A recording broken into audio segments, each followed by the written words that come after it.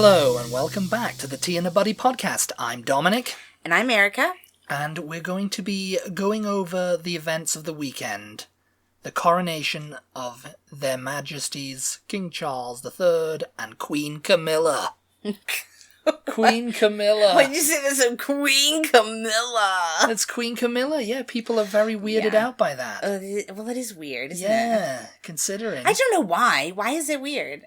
It's not weird. Why is it weird? Because it's weird. I'm not one of these, Camilla haters. I think it's just weird because we're used to Queen Elizabeth, isn't it? Well, yes, everybody, my age. I mean, I don't know, obviously future generations will just be like, yeah, it's always been King Charles for me, so I have no idea what you're talking about. Yeah. But, it's weird, it's like, oh, the Queen, because they started calling her the Queen in headlines in the papers, and people were like, what are you talking about? Well, she's gone, May. They were calling her Queen Consort. Queen Consort, but, in a headline, it's like, Queen angry because no more cigarettes left in the palace or whatever, those kind of things, Queen angry that she's not going to get her cigarette allowance or whatever, and it's just like, she died, no, we're not talking about... I think that's why they were specifying the fact that she was Queen Consort, just to avoid confusion. Yes. Yeah. Well, yeah, because she is Queen Consort. He's the king now. Mm-hmm. Yeah. King Charles III, Yeah, she is Queen Consort, yes. But her official title is Queen Camilla. But yes. Yeah. They were crowned at Westminster Abbey on Saturday. Mm-hmm. We promised our patrons... Yes.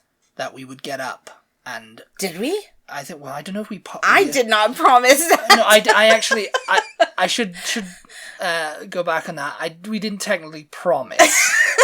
But I promised one of them that we would get up and... I was not aware of this promise. I'm very sorry about that. We stayed up until 2 o'clock in the morning. No! I know where you're going with this. They don't need to know everything. What are you talking about? This is something we can't say on camera.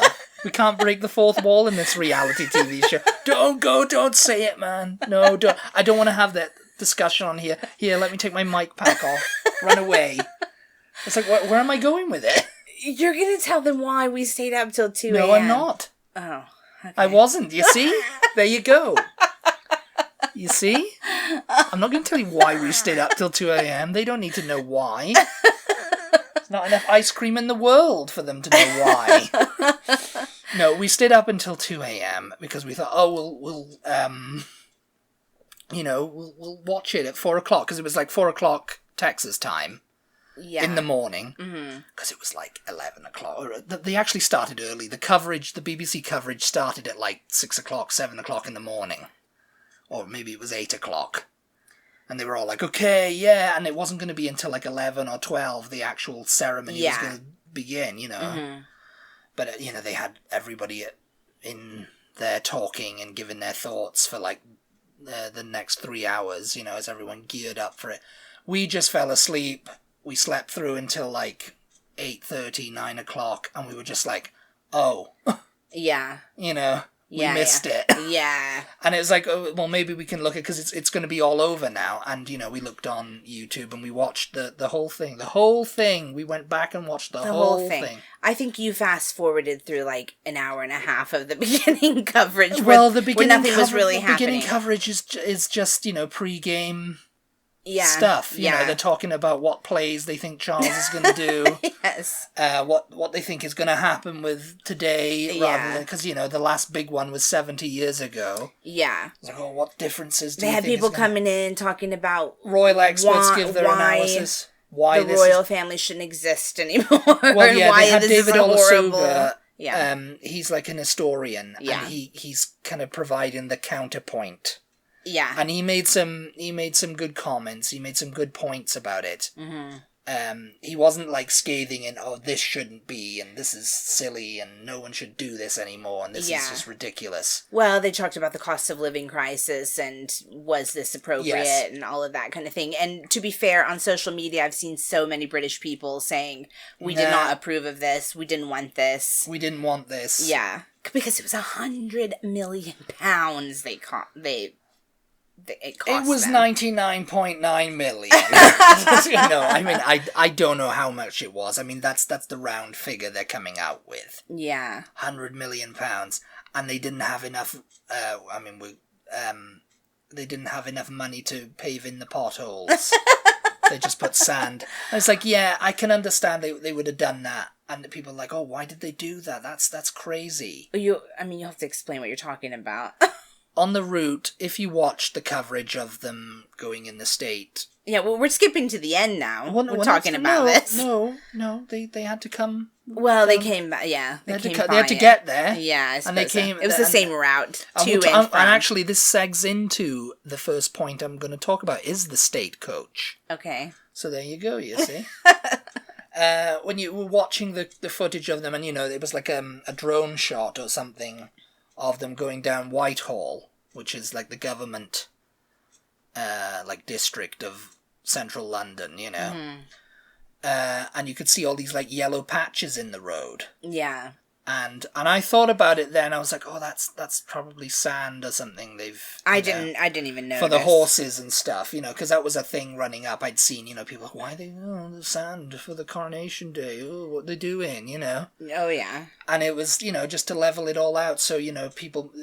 The marching bands and the horses wouldn't step into these potholes and potentially go flying. Yeah, I don't know if you said potholes. Yeah, they were there to cover the temporarily cover the potholes. So, Britain... Instead of, tarmac in them. Britain, like many roads here in America, the infrastructure is, There's a little bit iffy sometimes. Especially in cities, there's always people complaining about potholes. It's like, well... To fix the potholes, you have to close the street down, and then you're going to be complaining about the traffic, So it's what do you want from us? So I get that, but you would think that knowing that this coronation is coming up for months and months, they would have fixed the potholes. This is going to be televised worldwide. We can do? We can just fill it with hot sand. We can just fill it with sand. Literally, all these potholes in the road. In London, major route that the coronation was going, the parade and everything was going to go down. They didn't want the horses falling in the potholes, so they just filled them with sand rather than fix them. And there was a TikToker who said, he was making a joke, and he was like, oh, we spent 100 million pounds on the coronation, so we couldn't afford to fix the potholes. We'll just fill them in with sand. But it was probably more so to do with the fact that it was timing. They have to close the roads down and everything. Yeah. Still, you would have thought that they would have done that they would have taken the time to do that. They would have sprayed them black or something, just to make them look better, but there we go, they didn't. But yeah, the stagecoach now. Mm. They came from Buckingham Palace, Charles and Camilla, in their stately robes and everything like that. In the Diamond Jubilee coach. Which is the black one. The black one. Black and gold. It's air conditioned, it's got electric windows, it's more modern, it's on a hydraulic stabilizers and everything like that. And, it's as comfortable as a car, I guess. It's pretty much as comfortable as a car, because, it's modern, Mm-hmm, yeah. And that wasn't the case, obviously, in 1953, when Queen Elizabeth had it. She had to go in the gold stagecoach there and back. There and back, yeah. Or maybe, I guess she would have gone in there and back, too, yeah. That thing, the gold stagecoach, that was supposed to be for George III's coronation. Oh, yeah. But it wasn't completed until 1762, so it didn't get used. Mm. And for some reason, George IV didn't use it in his. Yeah. The next... it's been used in every British monarch's coronation since William IV in 1830. I think, was it Queen Victoria who they said it was like riding on a ship? No, it was William IV. Oh, okay. Who said, after being driven in it, he says, it's like being, because he was an old naval officer, it's like, being on board a ship tossing in a rough sea. Yeah. Because it's rickety and it's old, wooden, and you can hear the creaking of the boards and everything. Yeah, and it's like, just going along the road, you're just like, ooh, you know. Yeah. Which I imagine that to be what all stagecoaches were like. Yeah. Back then, Queen Victoria complained of the distressing oscillation of the cabin. Oh yeah, made her feel sick. And she would often refuse to ride in the Gold Stagecoach for things. Yeah. Because, they use it for, like, state events sometimes, or, like, Jubilee, I guess, too, as well. Yeah. King George VI said that his journey from the palace to Westminster Abbey for his coronation was one of the most uncomfortable rides I've ever had in my life. And poor you, King. He had the coach overhauled after the Second World War to rubberize the iron-bound wheels, and this would afford at least some comfort to the passengers. Yeah. Queen Elizabeth II referred to her coronation journey in the coach as horrible and not very comfortable. She was on it a lot longer though, because they took a different route after she was crowned. They took a much longer route to get back to Buckingham Palace than Charles did. So I think it was I think I read somewhere the route she took like, I don't know, 2.5 hours or something to get back to the palace. That was pretty much the ceremony itself was 2 hours. Yeah, whereas his was like 20 minutes or something like that. So it's bearable, The 2023 ceremony was about 2 hours, I'd say. It was a lot shorter than the 1953 one. Yeah. That was about 4 hours because it had so many people just moving so slowly. Just a bunch of old white men, the whole ceremony moving so slowly. Yeah. It took about 4 hours, I think, from the bit in Westminster Abbey. Yeah. In 1953, this is. And it's just, it's just like it took a lot longer than it was, Yeah, I mean, I'm curious what all they cut out. Oh, probably there was a lot of like awkward pauses, but in this one, but Yeah, but that was just kind of like, oh, we haven't done this for 70 years. I don't know if there were awkward pauses or if it was just a little bit some awkward moments just because you and I didn't. They had to put a thing on the screen for anybody who didn't watch. They put a little QR code on the screen, like scan this for the program, that you know what is happening. Because there were times where Charles and Camilla would just leave. We were just like, and we're sitting there like, what is happening? I think that was possibly change. What do you mean? Oh, that was different? That was different. I do not think... I don't know. I mean, we didn't... Did you look it up and see what was going on during those times? That was just kind of like... no, I didn't look it up, but I have a feeling it was just to kind of like, to let them have a break. Maybe. I mean, there might have been something they were doing behind the scenes, that, like, if we had scanned for the program, maybe it would have said, well, the program would have just said, Camilla are going to just said who was performing, because they had the choirs and singing and, and all that kind of stuff. And the music. Because they left one time toward the end, and when I was just like, is it over? Like, did they leave? They just, like, left out the back, They had to go, after he'd been crowned? Yeah. He had to walk. He had to go return the crown jewels. Yeah. They were just like, all right, guys, you don't get to keep those crowns. They didn't until... Because the one that he's crowned with is the Edward... I don't know. It's a crown that they only get to wear that in the Abbey. Yeah. And then they have another one, which is like the state one that they can wear on the balcony and waving to everyone and stuff, Do you happen to know, did you make a note of, because this ceremony, they kept saying, oh, it's a very ancient ceremony.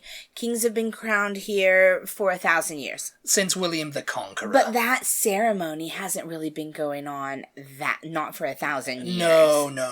That kind of started with, like, Queen Victoria, or was it more recent or was it the whole older than that? The whole,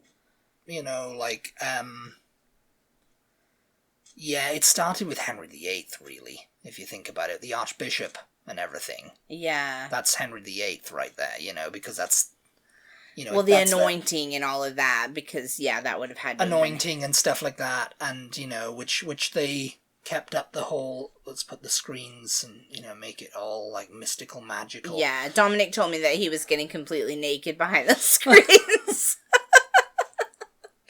He's getting stark-bollock naked, he said. He's doing his little dress rehearsal. And then they just pull it back, and he's in the gold lame suit, and he's doing his little, like, hey, whoa. That's like his white jumpsuit, like Elvis. His white jumpsuit, like Elvis, yeah. That's what it was like. Oh my gosh.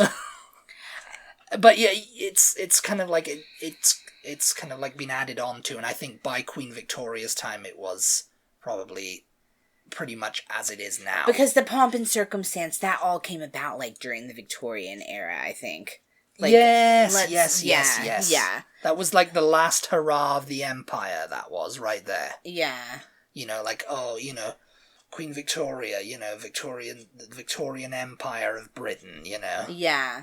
I wonder what it would have looked like 1,000 years before, just like, oh. It would have just been, because the chair they sat in is, Edward the Confessor. It was named after Edward the Confessor, and it was used for Edward I's coronation. Yeah. And, that's a very old chair. Yeah. That was, like, from I wonder who 1296 or something. I wonder, would it have just been, like, the people of the court? I mean, we'd have to look this up. It's a history lesson in itself. But yes. Really. I mean, yes. I wonder if it would have just been the people of the court who would have been there to see the new people king of the court, be crowned, though. The advisors, the general public definitely wouldn't have been there. Oh, no. Yeah. No, they wouldn't have. Like, for example, this time, Katy Perry. Yeah. She couldn't find her seat. Oh, yeah. You can't imagine her doing that at, Queen Victoria's coronation. I saw a lot of people who so seemed to be... Is it down there? She was, like, pointing, like, because she was looking and she was walking up, and that's what... the camera's like, that's Katy Perry, Because they had names on the seats. She was like, is that mine down there? Yeah, like it was like some type of award show or something. They had the names on the seats. And I saw a lot of people like that. They'd walk down, okay, we know we're on this aisle, like when you go to a movie theater, but the lights have already gone down, when you're just like, I can't read the numbers on these seats. Is this my seat? I don't know. Or like a concert, you get to a concert. And everybody's like, we're number 12, 13, and 14. No, this is ours. Like when we went on that train and we said we had this tickets for the thing and someone was sitting in our seat and they were like, no, these are our tickets. And we were like, what? What's going on? Those are our seats. Oh, yeah, we got it. And they were just like, I don't know, mate. It's like, it's like, okay, so we'll just go sit over here then, because no one's sitting in those. It's like that kind of thing. Yes. And that's what it was kind of like. She was like pointing down. She stopped by an aisle and she pointed down like, oh, is that my seat down there? And they were like, no. I wonder why. We're all sitting here. It's so funny that she was invited, but she's married to a British person and Orlando Bloom was not there, was he? I didn't see him. No, I didn't see him either. Yeah, like what? I would have been so pissed off if you got an invitation and I didn't.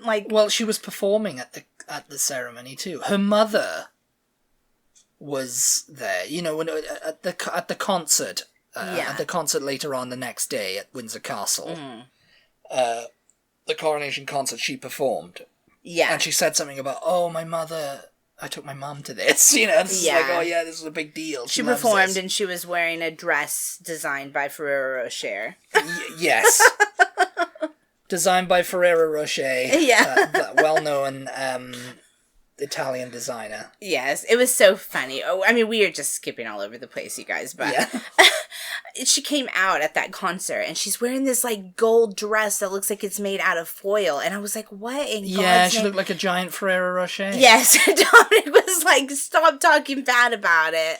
People have spent countless hours like sewing those Ferrero Rocher wrappers together, but it just looked like, you remember in the Nutcracker, what is she called? The mother... I can't remember what country she's with, but she's got all the little kids under her skirt. Oh, yeah. And they all come out. I kept waiting You kept waiting for all the Ferrero Rochers to drop out. And everybody to go, yes, I want a Ferrero Rocher. I kept waiting for like something like, I don't know, she lifts up her dress and all these little kings come dancing out or something. It just looked like something like that. I don't know. Yes. It was kind of weird. But yes. Anyway, I mean... Back to the coronation. Yeah, there was a lot of things like Penny Mordaunt, who is Lord President of the Council. and she's leader of the House of Commons. Okay. She played a role that day. She was the sword bearer. Oh, yeah. Everybody was talking about her outfit. Yeah. How it looked like, she's rocking the Anne Boleyn style outfit. And she had to hold that sword for like an hour and a half or whatever was, you know. It was probably heavy, too. It was probably heavy, and she had to walk in front of him and all that, and everybody was like, yeah, it's so funny because Liz Truss put her as that. Oh, yeah. Because she used to be, she used to have quite a big role in the cabinet, but Liz Truss appointed her to that role to keep her out of the limelight. Oh, jeez. And now Liz Truss is like turning up, you know. Yeah, nobody even remembers her. Yeah, after Boris, you know. Yeah. And it's like nobody remembers her, and now everybody's talking about, who was the one in that cool outfit, you know. Yeah. But she was like, I had to play that role. You know, and it was quite heavy, you know, just to walk and keep thing and doing it in heels and all that kind of stuff, you know. Yeah. 'Cause you have to keep I have 3 favorite parts. What were your favorite parts of it? I mean, 17. Oh, it was actually the sword she was carrying was the 17th century sword of state made for Charles II. Oh, that's cool. And it was exchanged for the jeweled sword of offering, which she delivered to the archbishop, and then she carried this jeweled sword of offering. It was kind of like symbolic to like, give the sword, then we've got to pay for the sword as a token. Yeah, thing, and that was kind of weird. Yeah, that was all the ceremony. You know, Yeah. that was all complete and utter ceremony. Yeah, you said, now he's got to pay for it, or they said it on the TV or something. It's like, wow. Okay, my favorite parts were obviously when William came up. I thought you remember in Queen you remember back when we went to Queen Elizabeth's coronation. No, but you remember the part where Philip had to pledge his allegiance or whatever to her. Yes. And it was quite it wasn't a really long, lengthy kind of speech or whatever he had to give, but I thought William might have to do something similar, which I guess he did, but it was it was just one line, cut it down. Yeah. Charles was cut this down.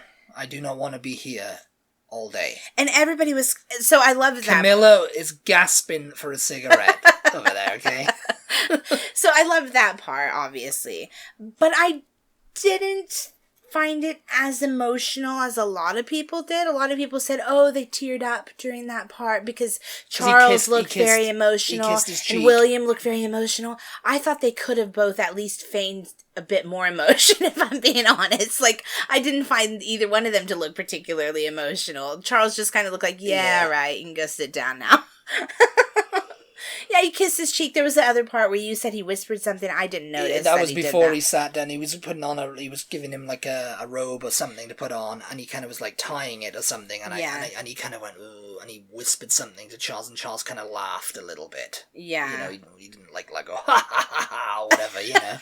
But he just laughed a little bit. But then, when he was sitting down, he pledged something, and then he was he kissed Charles' cheek, and Charles said something to him. Yeah. Nobody knows what he said, he was just whispered, whatever, He said, "You are next," in a very You're threatening way. Next for all this. Everybody was saying, it was kind of sad. I would have liked to have seen Harry. I would seen Harry more and play a bigger part. I don't think even if things were mended and they were everything was normal. Even if Harry was a working member of the royal family, he would have just been standing. He would have just been there. He might have had a small role where he had to put something on him, and that was it. I don't know. I don't think so. I think the only reason William did is because he's the heir, right? Yeah. Yeah, it wasn't because, he's his son. I mean, it was because he was his son, but it was because he's the heir. Yeah, I mean, he's the Prince of Wales now. Yeah. So William, so it's he's next. I really don't think Harry would have had a role, unfortunately. He's the spare, as he says in there, as his book is titled, Yeah, I mean, yes. I mean, yeah. My other two favorite parts were both musical. Yeah. I'm a sucker for Zadok the priest. Yeah, everybody thought that was an epic moment. I love it. It's epic. I think that was just after he was crowned, wasn't it? They started playing that. Yes. Or maybe when he was being anointed. When he was being anointed, yes, that was the big number right then. You know? I mean, that's just like, it is epic is the right and only kind of word for that song. It is a really, and that's like an ancient song, you know. And it's, I mean, they played that at Elizabeth's. Yeah, I think when she was getting. Yeah, it's like, it's a really amazing piece of music. I mean, it's a phenomenal song. And then I also loved that Charles included the Greek Orthodox monks. Is that the right word to call them? Included, that was something, again, that was different very from cool. 1953, because they included all the different religions, different faiths, and they all came up and they said something to him about it, and they handed him stuff to touch and go, ooh, you know. Yeah. So that was obviously much different, because, you know, they probably jiggled that. It's like, oh, it was just a bunch of old white men coming up and going, you must touch this to Queen Elizabeth, you know. Well, the Greek must hold this. Yeah. Well, the Greek Orthodox chanting, is that what you would? The song that they did. Yeah. That was for Philip. Because Philip that was a nod to Philip, Yeah, so I love that. I was like, oh, to me that was a bit more like touching than the Charles and William part. I don't know. Yeah. I thought that was really awesome to include that. And people was like, oh, they included a gospel choir too. Oh, yeah. Mm-hmm. And they were very good. The Ascension choir, you know, they did like Alleluia. All the music was really good. I mean... Yeah, there was... Bryn Terfel performed... the choirs, they had. I mean, the musical performances were the highlights. The highlights, because you know the ceremony itself is boring. You know, it's just like they're handing him things to hold. It's very and then they're going, dry and... repeat after me these vows and everything. And then the moment he was actually crowned, I guess it was the Archbishop who did it.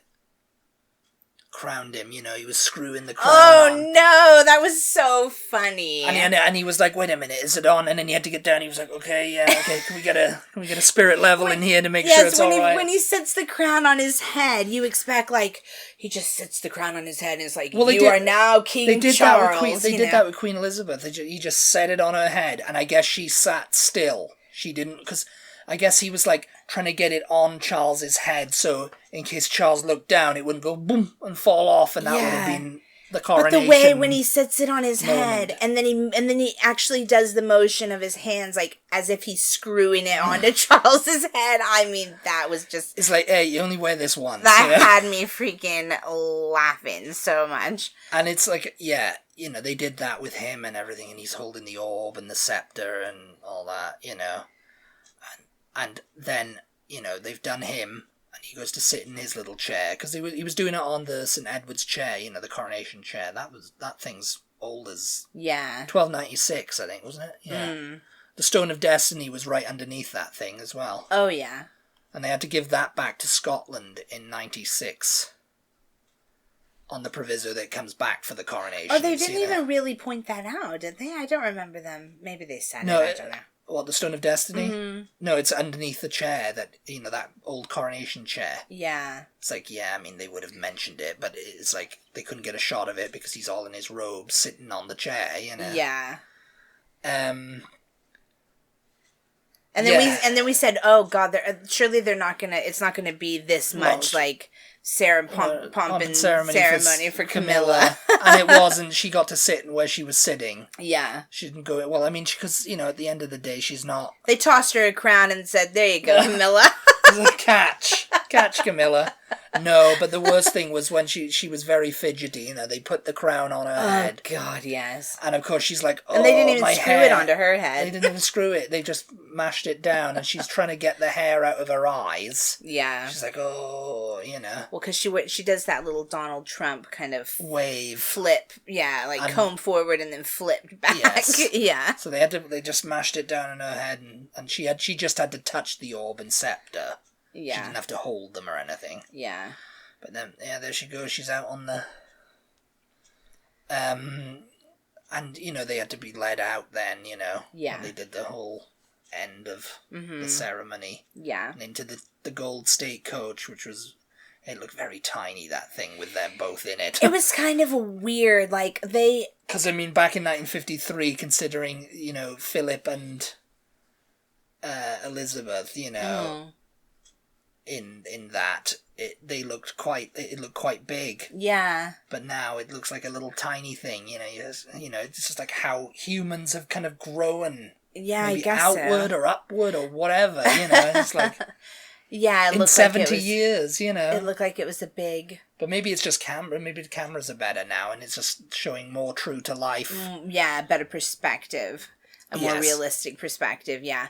On the way out, though, we got to see the royal family. We got to see William and Kate and the kids. Because we didn't really see them too much. Well, they didn't. They showed up. I mean, obviously, the we focus didn't know is where on they Charles. were for a while. Yeah. Because George was a page boy carrying the train of Charles. Mm-hmm. He was one of them. Yeah. Louis was there for like half of it.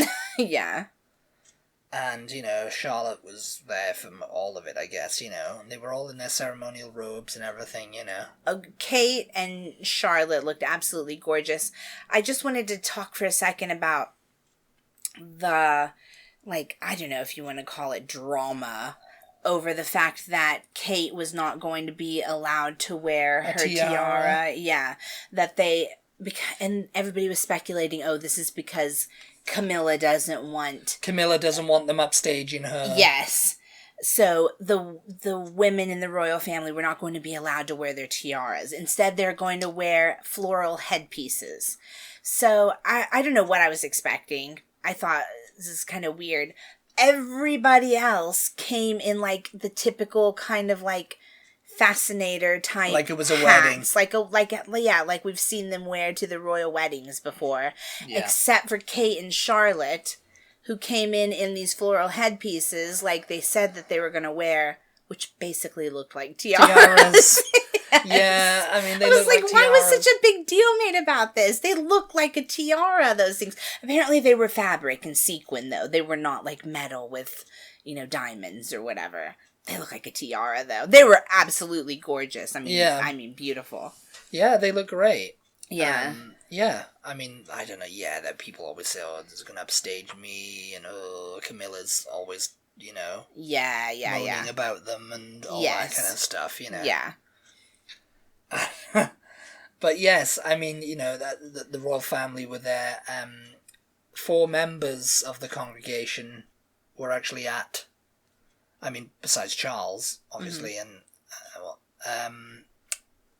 were at Queen Elizabeth's coronation in 1953. Oh, yeah. The Duke of Kent, who was 17 at the 1953 coronation. He's now 87. Who was the old guy that was sitting by Anne, if Prince you guys Edward, were watching, Princess Alexandra, she was 16.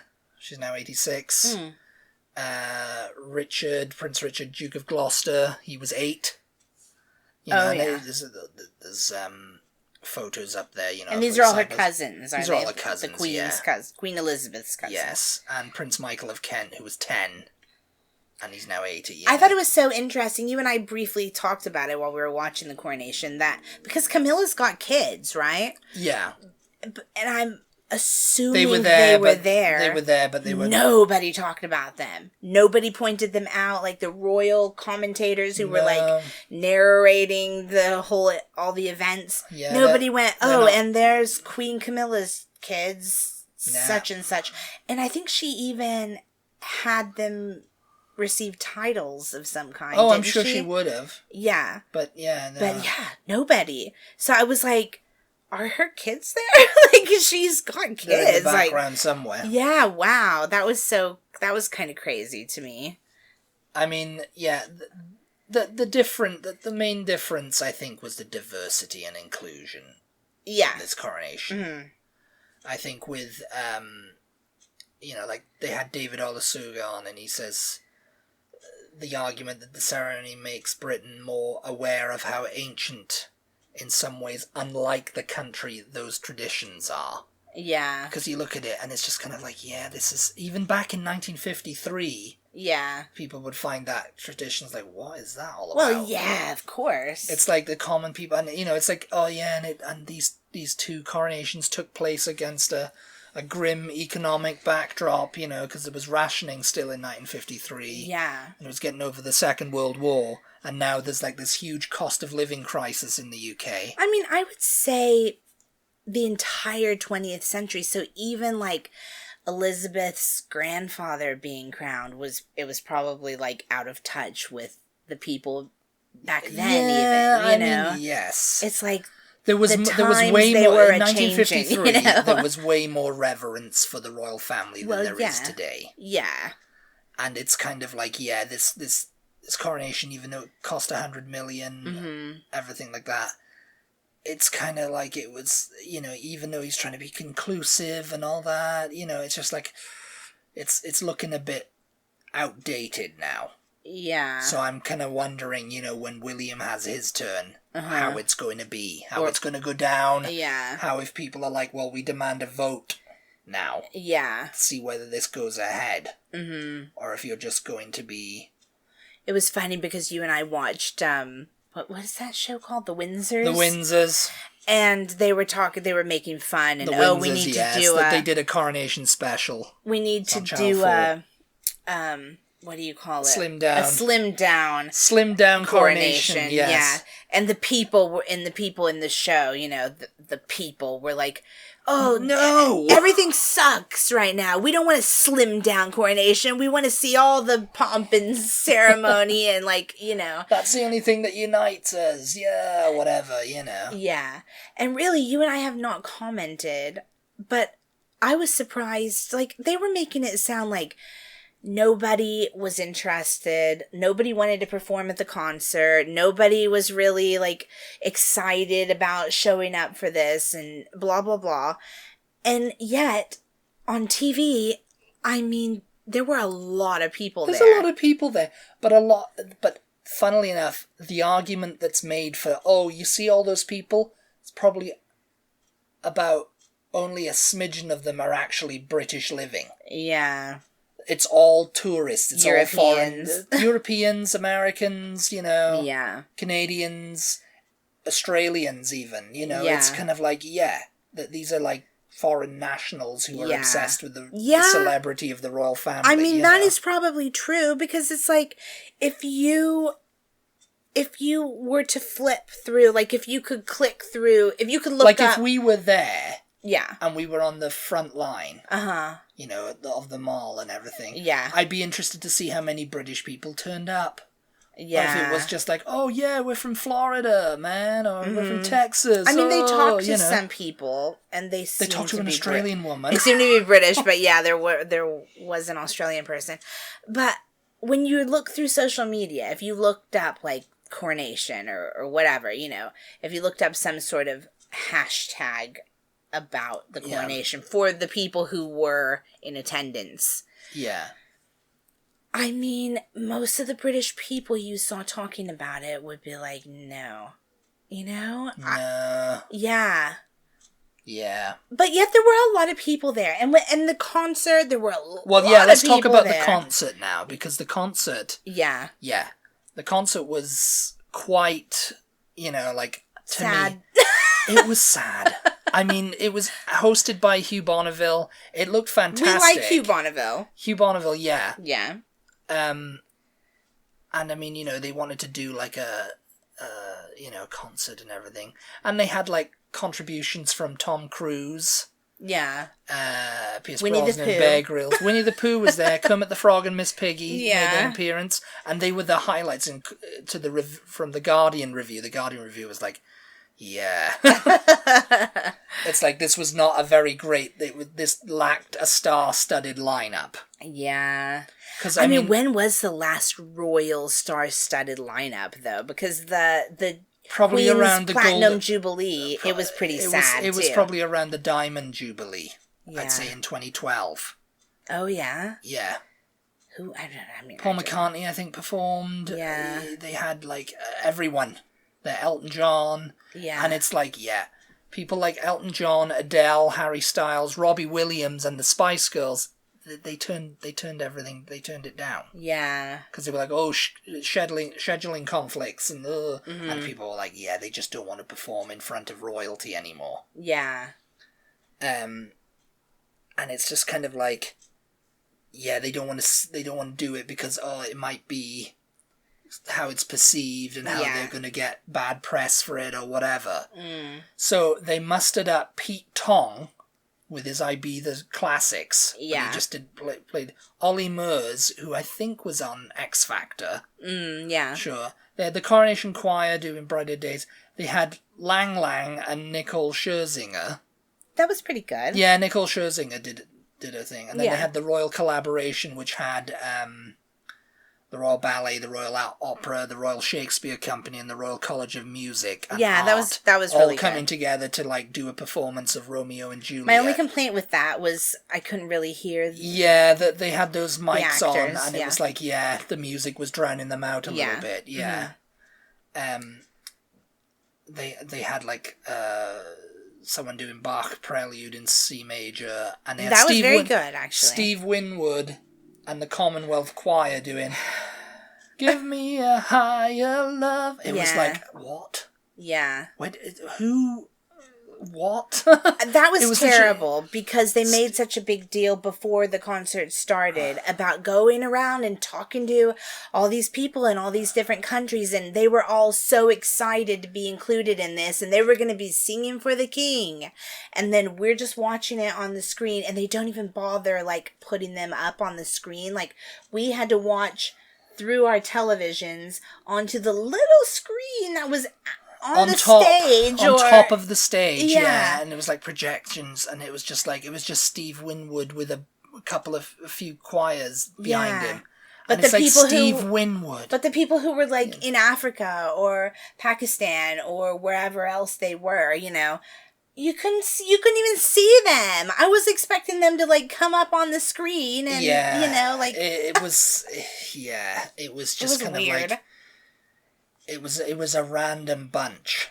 Yeah. And it was everyone who said yes, they put them on there, it seemed like, Yeah. They had Tiwa Savage doing Keys to the Kingdom. She was doing a little bit of thing. Andrea Bocelli and Bryn Terfel did You'll Never Walk Alone. Yeah, which it was awesome, but I agree with you, it was a weird song choice. It's a weird song choice, yes. Then they had Lionel Richie. That's why I'm easy like Sunday morning. He sounded weird. I don't know. I mean, he was kind of like, and I mean, I don't know if he just hasn't sung in a long time or what, I mean, at least it was live, is what I'm going to say. Yeah. And then he did All Night Long. Yeah. All night. He was kind of out of tune or something. I don't know. I don't know. It was kind of weird. It was more like he was talking the lyrics. Yeah, I don't know. I mean, he got the crowd up anyway. Yeah. Then they had Paloma Faith with Lullaby, Alexis French, and then they did the Don't You Forget About Me thing. Oh, and you thought that was sad because it was like all over the UK they had like drones doing like light shows. Yeah. Which were like like rabbits, a blue whale, a bee, and all that. They were showing it. I mean, it was about nature. It was perfect because it went with him. It went with him. It went with King Charles, because that is one thing that you cannot take from him. The fact that he has been banging on about the environment most of his life, you know. So that's one good thing to be said about him. Yes. If you're not a fan, Yeah. But it was so sad. It's like, oh, don't you forget about me. And then and then there's like a picture of, or like video of a whale in the ocean and everything. And then behind the screen on the stage, it was very cool, but it was so sad. It's like, don't you forget about me. It's like, oh no. Yeah, the arrangement was like, a very sad kind of like thing, Yeah. Zach Abel was on that, yeah. And then continuing on with the American Idol judge lineup. It was Lionel Richie a judge on it? Yes. Like, Katy Perry turned up with the Ferrero Rochers. Yes. To end. Well, she didn't end the evening, but yeah, she came on and did You're Gonna Hear Me Roar and Firework. Wasn't that a really classic British commercial, the Ferrero Rocher? Yes. Yeah, she should have. Ambassador. She should have had the ambassador there. He could have come out from under her skirt. The ambassador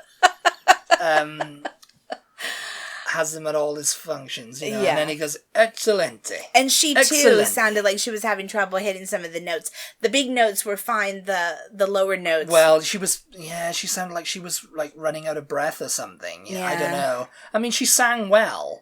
Yeah, she sounded great. But maybe the Ferrero Rocher wrapper was a bit too tight. I don't know.